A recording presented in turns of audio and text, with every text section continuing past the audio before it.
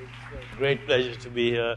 Thank you, Gordon, Melanie, Michael, for those wonderful words and for introducing me. And I just want to say that we are thrilled. Sheila Patel, Valencia Porter, Dr. Suhas, they're part of our faculty at the Chopra Center. And we have our administrators here, Sarah and Kathy and many others. I'm not going to name everyone, but we are very thrilled about working with the Center of Integrative Medicine here, and we have lots of ideas for collaborating with you, both with the medical students, with the residents and fellows if you want to, and also some really very interesting ideas for research. So thank you for having us. What I thought I'd do today, and we have 1 hour, so I probably want to give you...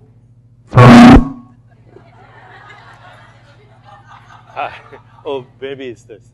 Okay, I probably want to first give you the big picture of where we're headed in our understanding of a consciousness-based approach, not only to healing and health and the future of our well-being, but maybe the future of our communities and the future of our planet. Because right now, it's not a very good situation. If there's going to be a mass extinction, it's going to be human beings and a reductionist science that will have brought that. If insects disappeared from our planet today, we are told that life would cease on this planet in about 5 years. And we're also told that if human beings disappeared from our planet today, life would flourish in 5 years.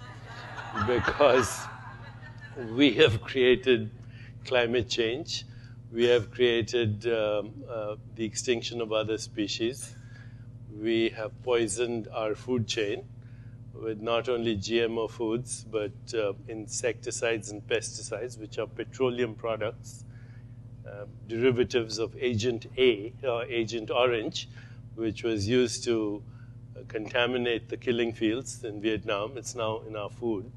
And we do not realize that all this is recycling through our bodies right now. You could take the urine sample of anyone in this room, and we'd find these things. We'd find carcinogens, we'd find petroleum products, we'd find genetically engineered organisms that have destroyed hundreds of millions of years of biological evolution. So I want to first give you a big picture and then say, how does it pertain to the future of well-being as it affects each of us personally?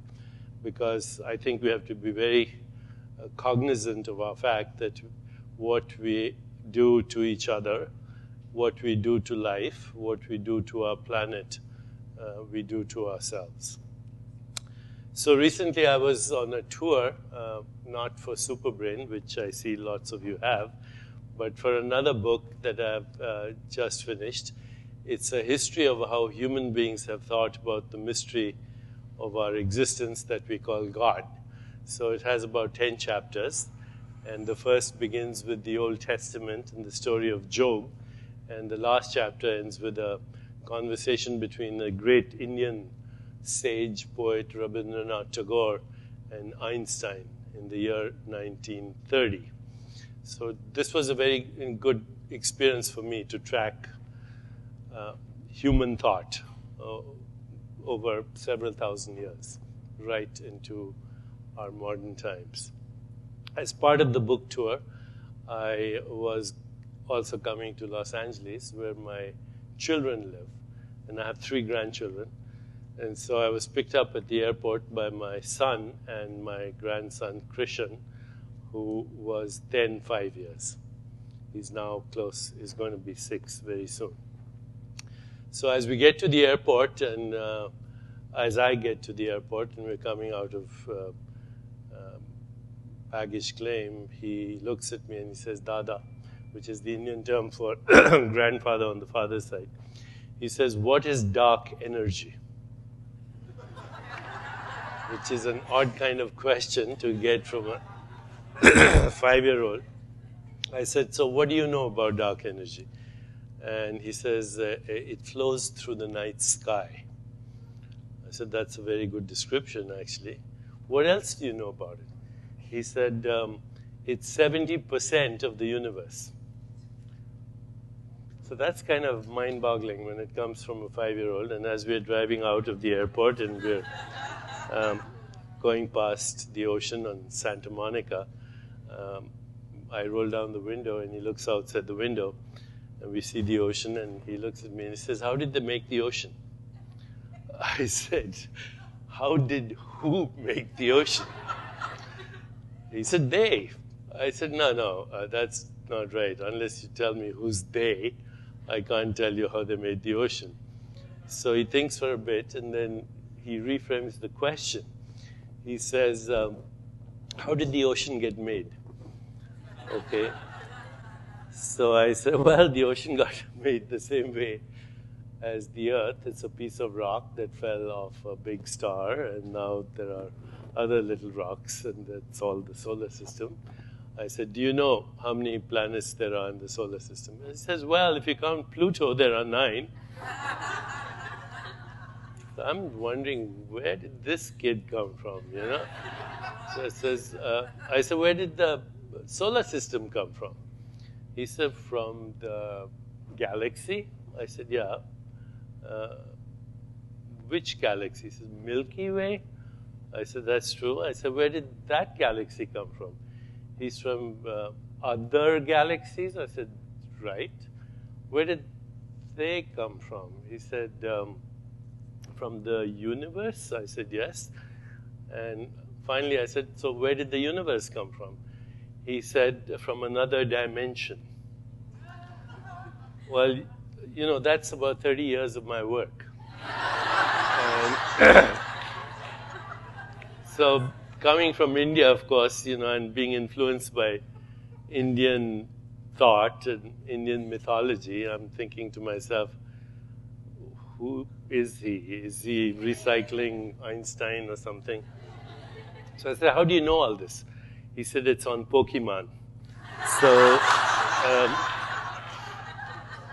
if you don't know what Pokemon is, you're out of the collective conversation right now.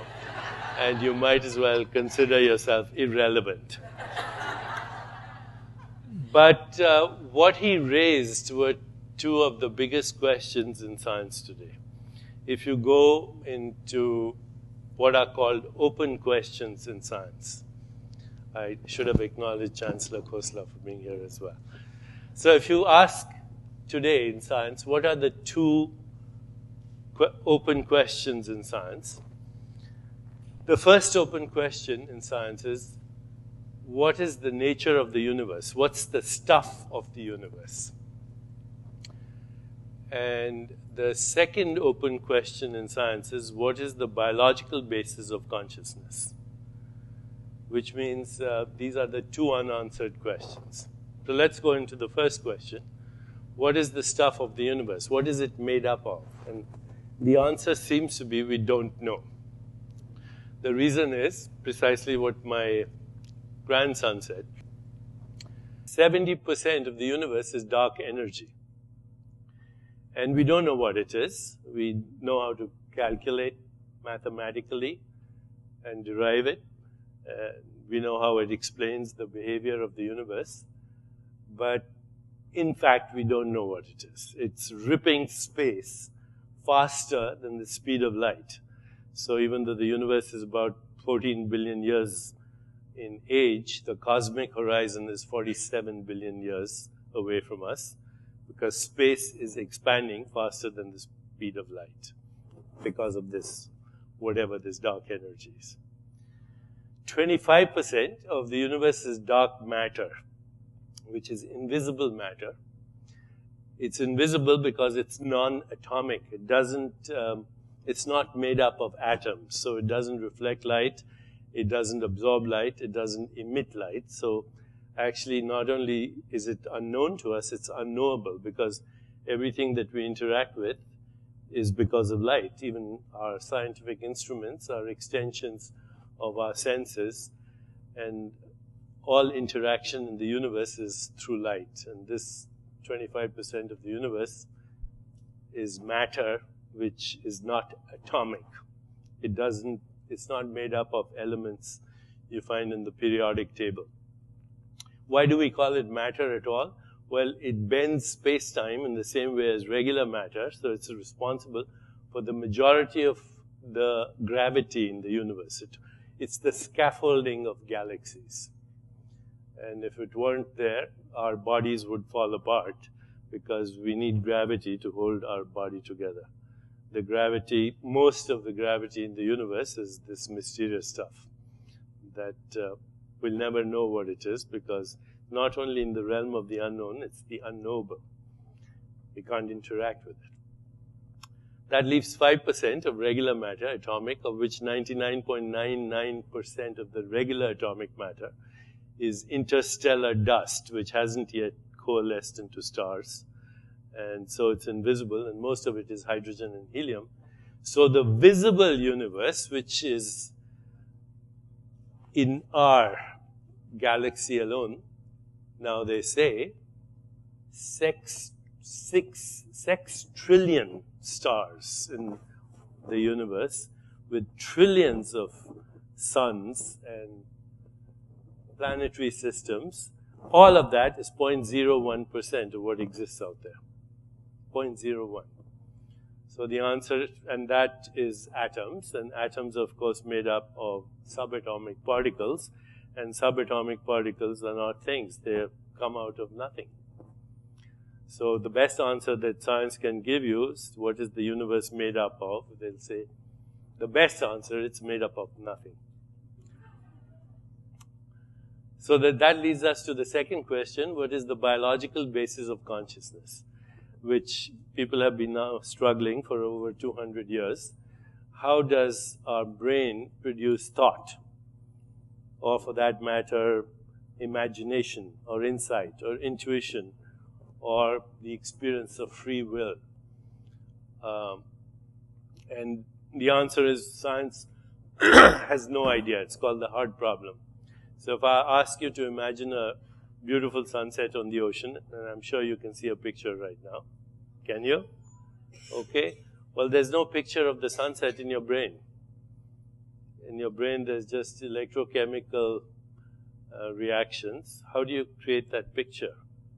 Or if I ask you to experience love for your mother or your significant other, and you feel the emotion, how does that happen? How do chemicals produce feelings and emotions or thoughts or images? And the answer is, we don't know.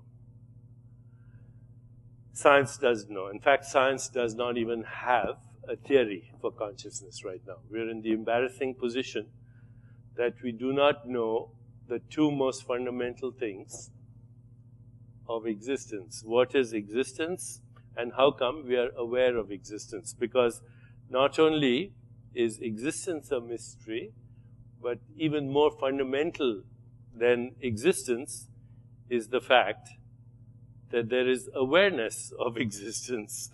If you weren't aware of existence, then for all practical purposes, there's no existence. So more fundamental than existence is the awareness of existence. We have no idea. So why do I go at such great lengths to introduce this idea even before I start talking about integrative medicine? Is that the ancient tradition of Vedanta, from where Ayurveda comes, they actually said the universe is consciousness and its contents, period. That the stuff of the universe is consciousness and its contents.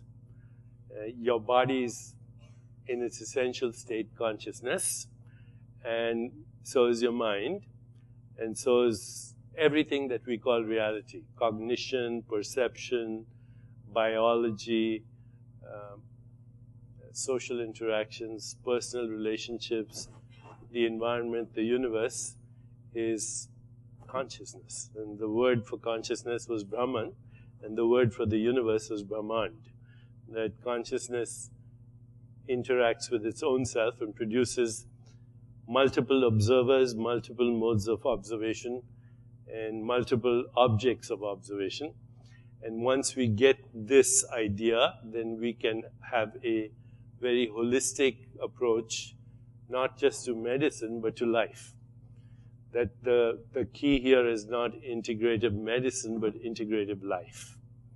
Okay, and when we have that integrative life, then everything falls into place. But we need to first understand consciousness. And so I brought with me a few slides that I'm going to go through very rapidly and then come to how this pertains to the future of our well-being, the future of well-being of our communities, societies, countries, and the planet. Okay? And of course, this is the perennial question that we start with. Has been the question that has been the eternal quest of humanity, and it has a radically different answer if we approach the world not from this classical point of view, that there's a me and there's a world, but from a different point of view, which comes from the great traditions of yoga, that you and I are not separate from the universe, but we are an activity of the universe. As much an activity of the universe as a sunset, or a storm, or a tree, or a leaf, or a stone. We too are an activity of the universe at that fundamental levels. There's no separation between us and the universe, and the separation is perceptual and artificial. So, reductionist science has been based on a dualistic worldview. We say there's a biological organism, there's the environment. And so the environment has trees and rivers and the earth and the sky, which is kind of separating me from the environment, the very word. And Vedanta would say, no, we have a personal body and we have a universal body, and they're both equally ours. Because we can only live in the context of our universal body. The earth is our breath. The earth is our flesh and bones. The air is our breath. The rivers and waters are our circulation. And the trees are our lungs. We breathe so trees can breathe, and trees breathe so we can breathe. And we're sharing the same air. We're sharing the same molecules. And we're sharing the same life. This is the point of view that gave birth to Ayurveda. That consciousness creates everything that we call reality, because without consciousness, you wouldn't be able to think, you wouldn't be able to feel, you wouldn't have any desire, your biology wouldn't be functioning, and none of these things that are here listed, whether our social interactions or our interactions with the universe, would be possible. And that consciousness is a possibility field that collapses upon itself through attention and intention to produce qualities of consciousness, which in the new language, by the way, of consciousness science, they're called qualia. So just as a quantum is a unit of measurement, a qualia is a unit of consciousness. So when I said, think of a red rose, the experience you have, that's a qualia. Or think of the taste of red wine and you have a little experience, or when you taste it, that's a qualia.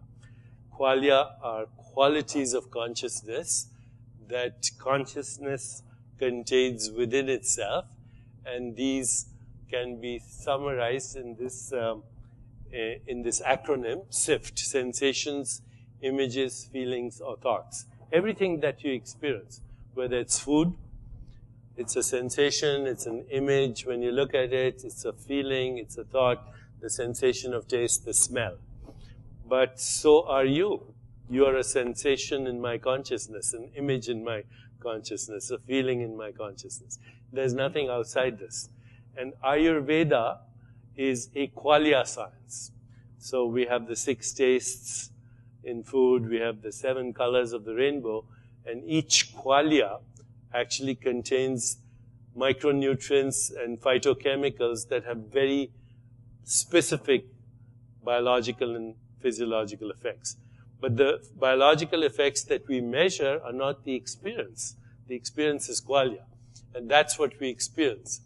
So with that, I can tell you that once you begin to understand a consciousness-based science, which is very slowly emerging in mainstream, there are a lot of people who are lagging behind, and that's why I think if we can collaborate with you guys at UCSD, and we already are actually right now, and I'll tell you about a very specific project that we're doing with UCSD.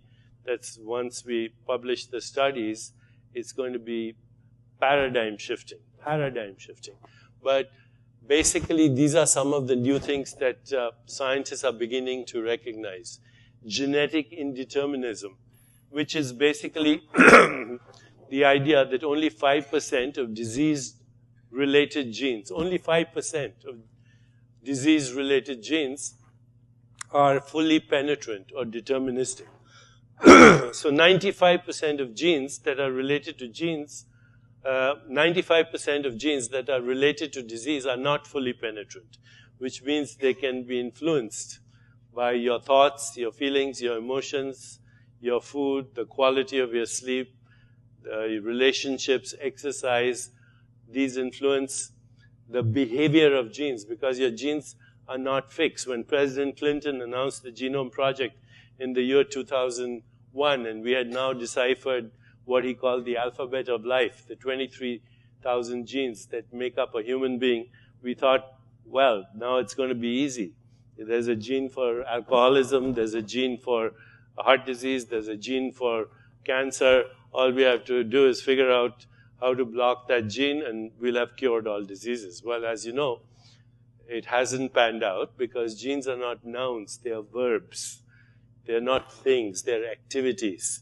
Just like your brain is not a noun, it's a verb, and your body is not a noun, it's a verb. It's an activity that is constantly influenced by eating and breathing and digestion and metabolism and sensory experience and thoughts and feelings and memories and desires and instincts and drives. So is the rest of your body. So these are some of the new things that scientists are beginning to talk about. Reversal of the aging, biomarkers of aging, including things like blood pressure, bone density, body temperature regulation, hormone levels, skin thickness, immune function, sugar tolerance. All of these are actually very flexible, depending on how you think, how you feel, how you speak, how you behave. And qualia science I mentioned, but some of the answers are lying here in the new science of what we call quantum biology. Biologists have lagged behind the other scientists who have created all these wonderful technologies that we have, including the internet and all the wonderful little handheld devices that we have, which are based on very fundamental ideas in science, that the essential nature of the material world is it's not material, that the essential stuff of the universe is a non-stuff. And it's not just information. It's information that is being orchestrated through an intelligence that we can only call consciousness. So, based on this is just, by the way, a diagram about the nature of our universe, dark energy, cold dark matter, and everything else that little Christian can tell you all about because it's on Pokemon. Okay. If we were to describe the cosmic dessert as a chocolate cake, then the most of the chocolate cake is dark energy. The frosting is dark matter, and the tiniest bunch of cinnamon is the visible universe, the entire visible universe. The cherry there is life or consciousness, which makes all this possible. Okay, so who am I? We started with that question, and the only answer that seems reasonable is that we are all luminous stardust beings with self-awareness, because the atoms of our body were manufactured in the crucible of stars, which have now acquired consciousness, or perhaps they began with consciousness.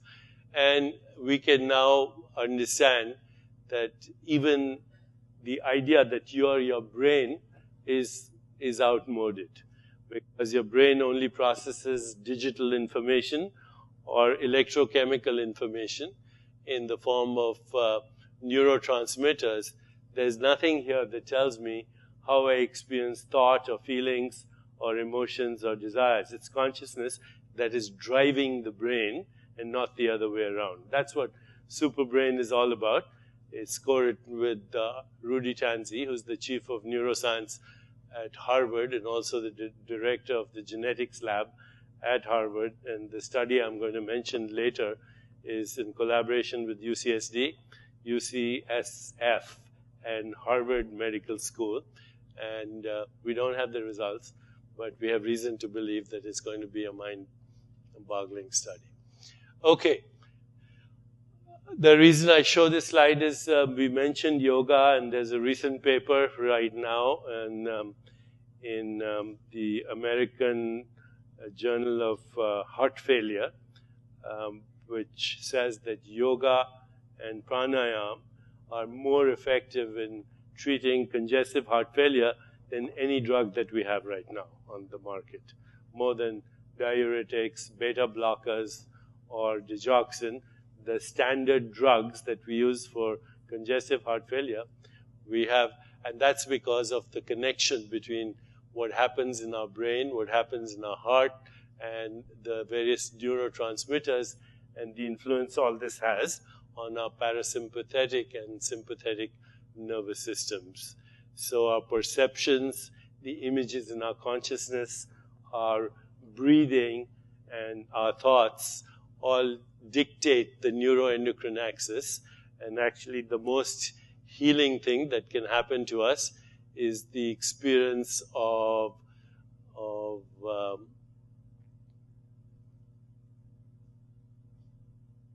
love. When you fall in love, or when you feel love for anyone, or you're the recipient of love, you're actually creating a phenomenon in your brain called limbic resonance, which restores homeostasis. And everyone who's here, who's slightly acquainted with biology, knows that homeostasis is the state of self-repair, and that even these feelings and thoughts generate peptides in the brain that act as immunomodulators, that light up the whole brain, that influence our parasympathetic and sympathetic nervous system. So if you've heard through ancient wisdom traditions that love is a healing force, you no longer have to take that on faith. You can see that love actually modulates the activity of your immune system, modulates your nervous system, and restores homeostasis, which is the basis of healing. So we can say healing is not so much a foreign thing anymore. You know, when I went to medical school, and I'm sure when you did, if somebody said they were a healer, they were probably a charlatan. Okay? Doctors don't heal, they practice. And they keep practicing and practicing forever. Or they treat, but they don't heal. And if you say you're a healer, you're probably a charlatan. But now we know that there's a basis for healing. In fact, the word health and the word healing and the word holy are all the same word. Healing is the restoration of wholeness in your body. But that wholeness then is more than physical healing. So one of the things that I've been involved in the last 10 years is that I'm also a consultant and a senior scientist at the Gallup organization, where we look at well-being in various buckets: career well-being, social well-being, physical well-being, financial well-being, and community well-being. And they're all related. So if you're worried about your finances, or you're unhappy in your career, it's going to affect your blood pressure. It's going to compromise your immune system. You can't separate what's happening in your life in these different areas from what's happening in your biology. It's not possible. So a truly integrated, holistic approach to healing would have to include all of these things. So here are some very interesting things we found. Only 20% of people in their 20% of the people we surveyed, although it says here 28%, it should be 20%, are fully engaged in their jobs in that they love their jobs. I can say 100% for our Chopra Center. If your supervisor or your superior ignores you, your rate of disengagement climbs to 45% and you fall sick after a few months. If your supervisor or your manager doesn't ignore you but criticizes you, you get better, 20%. The rate of disengagement falls to 20%. Why? Because human beings would rather be criticized than ignored. Now you exist. But if your supervisor or manager notices a single strength that you have, single strength, and notices it, acknowledges it, your rate of disengagement falls to less than 1%. The economic cost in the United States of disengaged and actively disengaged people. Actively disengaged people are people who are not only unhappy but come to work with the express intention of making other people unhappy. Okay? The total cost of that is about $300 billion. So what we do at Gallup is we identify individual strengths, we create teams that complement each other's strengths, and we make sure that teams have shared passion, that they are emotionally bonded, and they complement strengths. And that immediately changes the well-being or the health, if you will, of the business or the company or the institution. Social well-being, very interesting. If you have a happy friend, your happiness score goes up by 15%. But if your happy friend has a happy friend that you don't know, it goes up another 10%.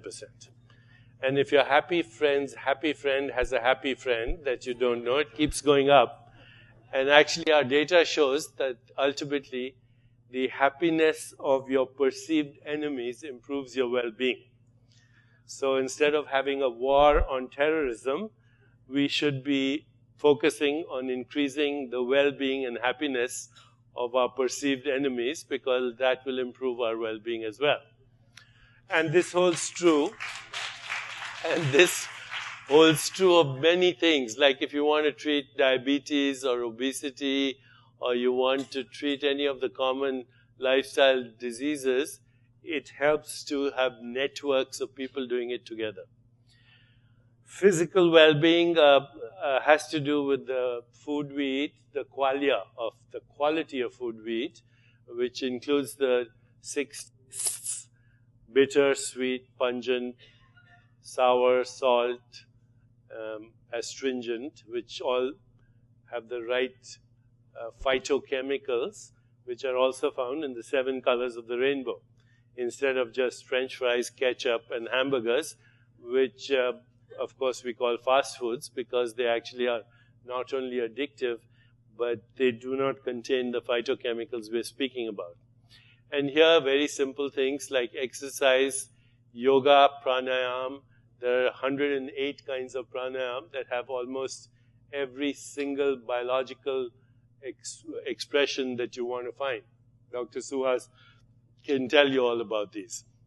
And so the combination of effective good sleep, meditation, pranayam, exercise, and will improve not only your creativity, but your mood, but will lead to healing through restoration of homeostasis and to optimal weight. These are basically the essentials of physical well-being. Financial well-being doesn't have to do with the amount of money. It just means that you haven't yet learned how to spend money that you haven't earned to buy things that you don't need to impress people that you don't like. And community well-being. In India, we say seva, satsang, simran. Seva means service, service, volunteering to do things that have no personal benefit will improve your well-being. Simran is spiritual practice of meditation, and satsang is gathering together in search of truth. This is our map for total well-being that influences everything from crime in a city to hospital admissions to the quality of leadership to social unrest. I'm not saying this casually. We have data to show that the number one predictor of the future of a human being or a community or an institution or a country or the world is the well-being of its people. So, I teach a class on leadership at Kellogg Business School and also at Columbia Business School. And we have been tracking the well-being of communities and institutions and countries. So we knew that Libya was going to fall. We knew about Egypt long before it happened. We knew about Tunisia. In fact, before Libya fell, the son of Muammar Gaddafi was sent to attend a class at Kellogg that I was giving, accompanied by our State Department, because in their wisdom, our government felt it would be better to rebrand Libya, even in the face of a dictatorship, than to see the social unrest that was going to follow. 3 weeks after attending this class, my student, the son, was killed as the government toppled. Okay, so here is a few things. By the way, I don't know if you know, but more people die in our civilization on Monday morning at 9 o'clock of heart attacks than any other time. An extraordinary accomplishment for which only the human species can take credit. Presumably no other animal knows the difference between Monday and Tuesday. Okay, so here is some of the data, and it's very simple to quantify. Okay, this is some of the data on social well-being and so on physical well-being. I've covered all of this with you, but here is what we do, a very simple way to do this. These are the 5 buckets, okay, that we ask about. So you could do this right down. Do you like what you do every day? And if you really love what you do every day, you could give yourself a 10. And if you hate what you do every day, you could give yourself a 1 intuitively. And if you score over 7 out of 10, then you're thriving. If you score between 4 and 7, you're struggling. And if you score less than 4, you're suffering, and you're going to get sick very soon, prognostically. Okay, it's more predictive than your cholesterol level. It's more predictive than any of the biomarkers that you do as your chemistry profile. Okay, so at work, do you get to use your strengths to do what you do every day best? At work, is there someone who encourages your development? At work, do your opinions count? You calculate your score divided by 4, and you are either thriving or struggling or suffering. And the same is true of social well-being. Did you smile or laugh a lot yesterday? Did you learn something new or interesting? Were you treated with respect? Do you have a lot of love in your life? If you're in trouble, can you rely on your family and friends? Same way we score. And then we have, of course, physical well-being, about how much energy you have. Do you exercise? How do you feel? Do you feel rested? How do you think of your own health? And there's some other things. Do you practice a minimum of stress management, meditation, etc.? So same thing. And then same thing about financial well-being. Do you think you have enough money to meet your needs? And do you take time for experience with your family and friends? Take a vacation? And finally, community well-being. Are you involved in your community or your institution? Do you feel safe?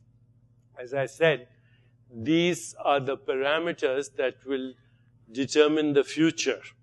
And we can now correlate not only GDP, but crime rate, hospital admissions, and also social unrest and leadership based on these 5 buckets of well-being. This is where integrative medicine needs to go. Okay? It's not just about giving acupuncture or aromatherapy. It is really looking at an integrated life. And so, we say, well, this is all very good, but what about spiritual well-being? Because as human beings, unlike other animals, we do wonder about what happens to us when we grow old and when we start losing some of our faculties. We do also wonder about death. We wonder about the fact, do we have a soul? Does God exist? And considering that the visible universe with 6 trillion stars is so huge, does it even matter? Are we of any significance? So this is where I think we can go beyond Ayurveda to the bigger picture of where Ayurveda comes from. The great tradition of Ayurveda comes from the seers and saints and sages of Vedanta, who said all human suffering is because of these 5 things, which they call the 5 kleshas. Not knowing the true nature of reality, clinging or holding on to that which is transient, illusory, and therefore not real.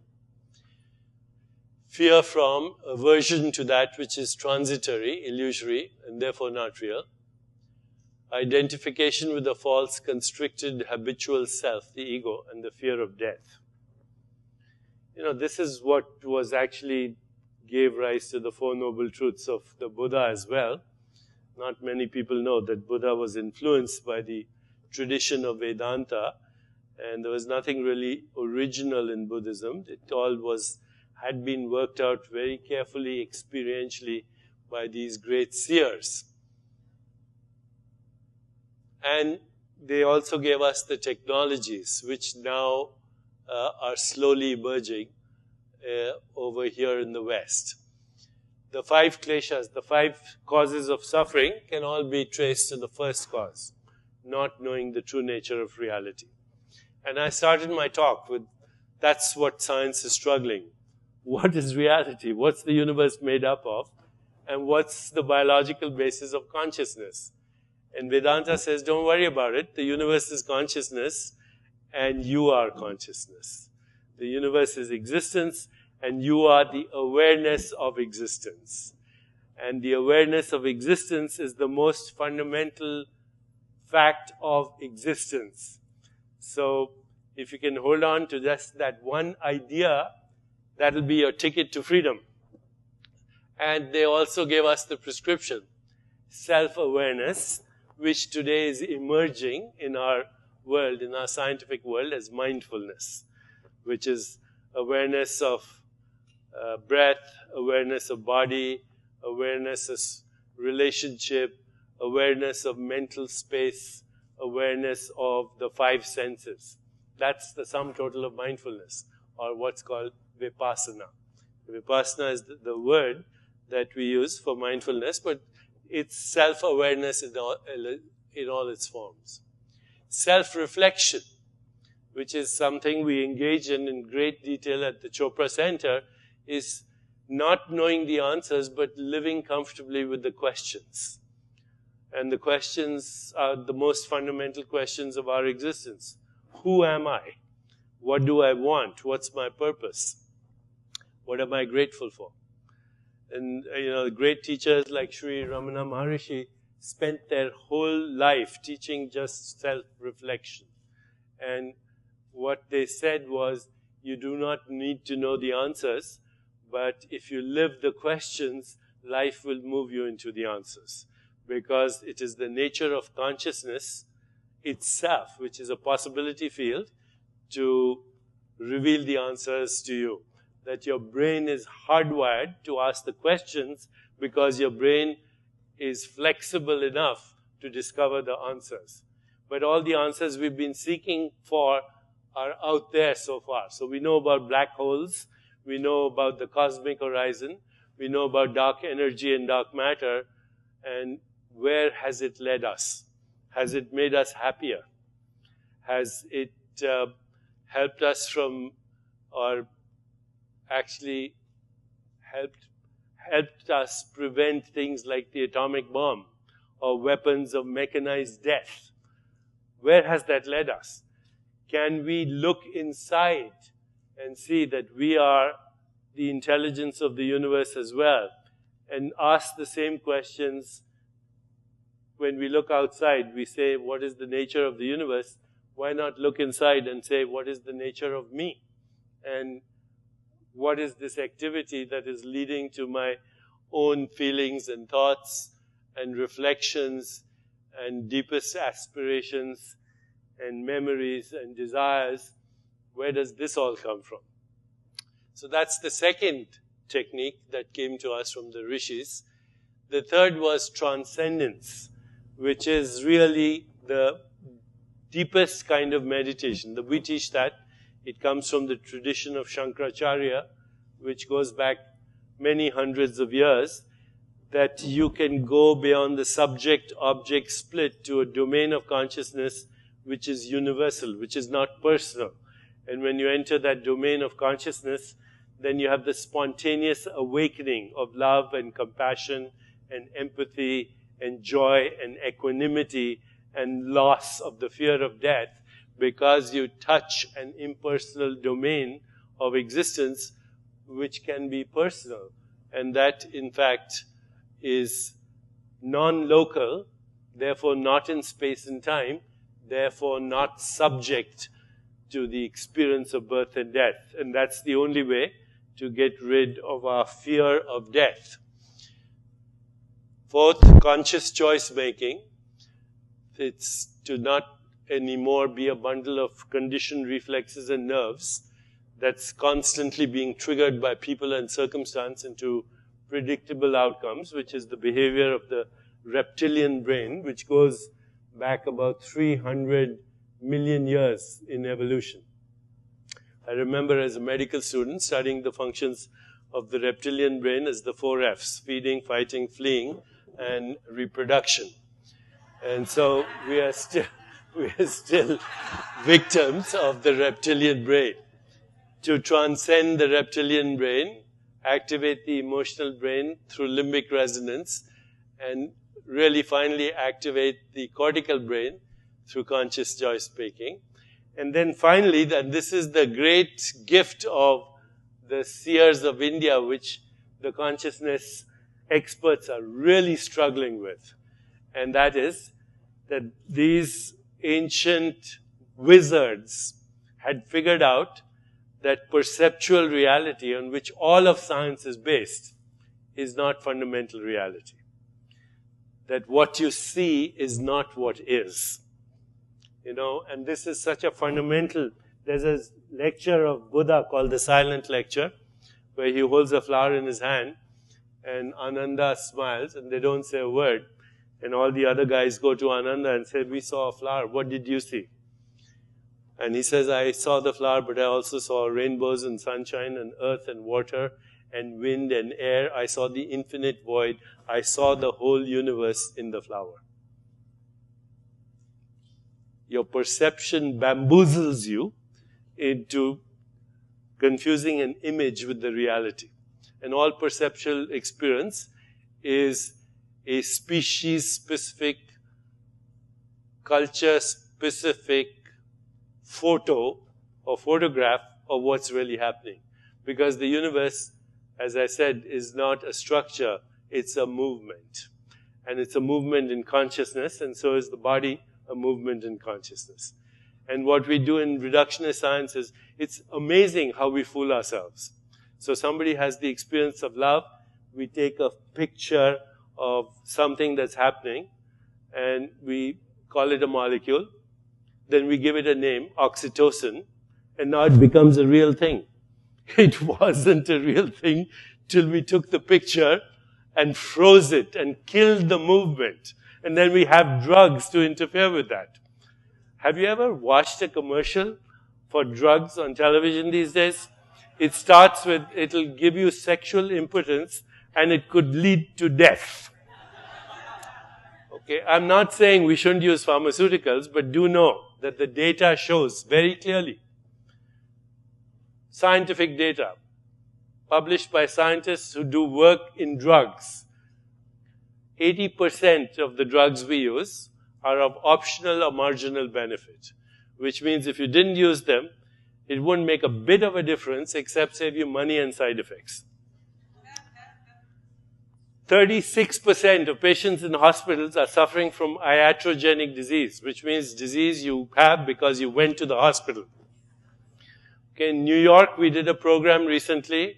I mentioned this to Sheila, which we should be replicating here, by the way, where through the Urban Zen organization where I'm involved, we taught patients in hospitals very few things. How to breathe properly, breathing pranayama in bed, simple yogic exercises in bed, and Ayurvedic massage, and transcendence, meditation. 5 things that hospitals use the majority of their drugs for: pain, anxiety, nausea, insomnia, and constipation. If you want to remember that, the acronym is PANIC. Okay? So pain, anxiety, nausea, insomnia, and constipation. 80% of the drugs are used for those 5 things. I remember as a resident going to the bathroom in the middle of the night, and I heard my nurse waking up the patient. "Mr. Smith, will you please wake up? I have to give you your sleeping pill." If this is not insanity, what is? Okay, all of you who are residents here, what do you write your prescriptions for before you go home at night? Okay, Colis, PRN, Restoril, PRN, all the things that are so easily handled. If you understand that you have to not mistake the perceptual for the fundamental. The fundamental is a movement in consciousness. The perceptual is the symptom. And we can develop all the technologies for interfering with the symptoms or even interfering with the mechanisms of disease and not realizing that mechanisms of illness are not origins of illness. The origins of illness have to do with how integrated our lives are. It's not just physical, it's relationships, it's emotions, it's social interactions, it's our career and well-being, all the things I mentioned, but at a deeper level, it's our spirit. Because you can do all the things that make a person happy, but unless there is true spiritual well-being, this will not solve the problem of existential suffering that only human beings have. So here's, I'm not going to belabor this too much, but here what you see, H is equal to S plus C plus V. That is what social scientists today call the happiness formula. So H stands for happiness, S stands for set point in the brain, which is how do you see the world from a spiritual or materialistic point of view. C stands for conditions of living, your material conditions. So if you're very poor, you'll be unhappy. If you're very rich, you'll probably be very unhappy too, because you think only about money. And then these is voluntary choices that we make every day. This is the happiness formula, which has been very well worked out by social scientists.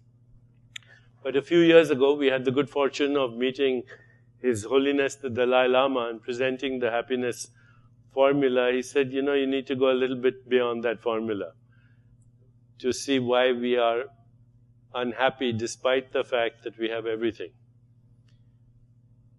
And that is because human beings are interesting species.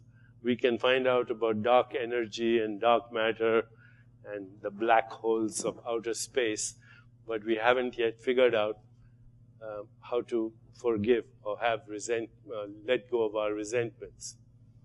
His Holiness said, if you kick a dog, the dog will also remember. And 5 years later, if you meet that dog, he may attack you. But unlike a human being, he's not going to plan for 5 years how to get even. We also, of course, think about the future and worry about old age, infirmity, and death.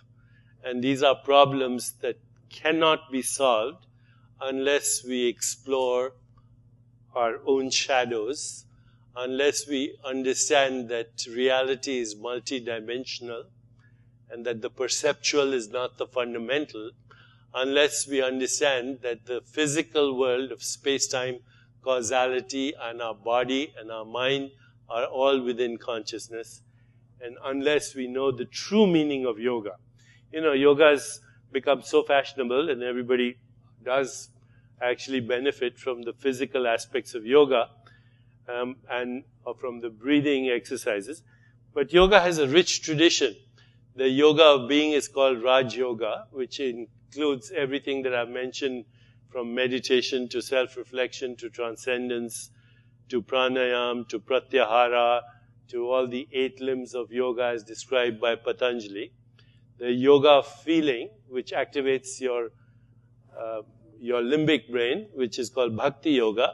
The yoga of thinking, which is really science, it's the yoga of the intellect, and the yoga of doing, which is Karma Yoga. So yoga does have the secrets, but we have to go beyond just the physical aspects of yoga and understand the depth of yoga, because the word itself, yoga, means yoke, to connect to the source. So in the New Testament, when you hear Jesus Christ saying, my yoke is easy and my burden is light, in a sense that is yoga, because what he's saying is that I connect with the source of my existence, which is the source of all existence. That and that alone can give us freedom from what is called suffering. Okay, I'm going to stop here because I think there's a lot of material here. Here are some breakthroughs that I want to leave you with. If we really understand integrative medicine, then these are the breakthroughs, and then I want to tell you about the study that we're doing with UCSD, UCSF, and Harvard. So here are the major breakthroughs. Okay, the first is the understanding that your body is a process, not a structure. It's a verb, it's not a noun. And because it's a verb, it's an activity, you can change it by how you think, how you feel, how you behave, how you eat, the quality of your sleep, and everything else that I mentioned. That your body is indeed an energy field, as you said, but it's also an information field, it's a consciousness field. That your genes are not deterministic with the 5% exceptions that I mentioned.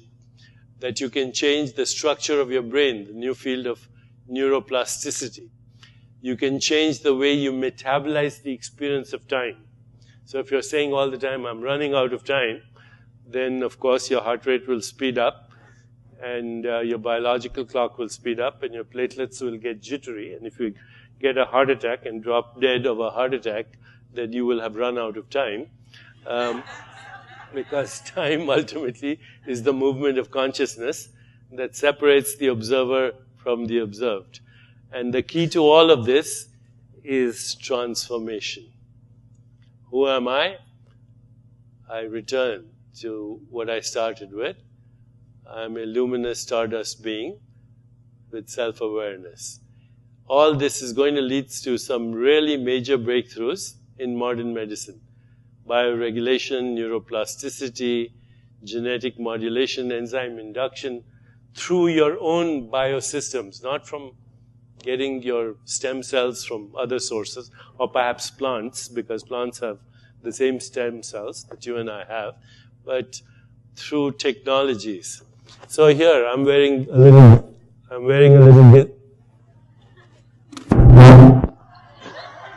gizmo here that can immediately be plugged through a USB into a computer in the next 5 years.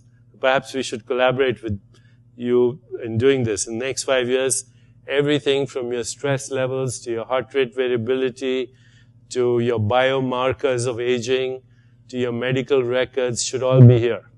And it should be there for you on your desktop to look at any time, and you should be able to modulate your biological activity through all the things that I've mentioned. That will be the future of well-being. Now, just to talk about the study, we are doing a study right now. Chopra Center, University of California, San Diego Medical School, University of California, San Francisco, with a team led by Elizabeth Blackburn, who won the Nobel Prize in 2009 for a previous discovery of telomerase, and Harvard Medical School. And we're looking at the entire genome and telomerase, which is the enzyme that influences the length of your chromosomes. And our first study has to do with a meditation course that we do for 7 days at our center, which is called the Seduction of Spirit. It's mostly transcending meditations. And from the pilot data that we have reason to believe that within a week, you can influence your entire genome, that you can influence telomerase, the enzyme that controls your biological clock. If the study pans out the way we think it will, and it'll be published in a month, or the results will be available in a month, then we're going to replicate these studies, and we want to collaborate with you and the Center for Integrative Medicine to see if we can actually do some of the things, the interventions that you do and that we do, that we can show that consciousness is not a property of biology, that biology is an expression of consciousness. So thank you very much.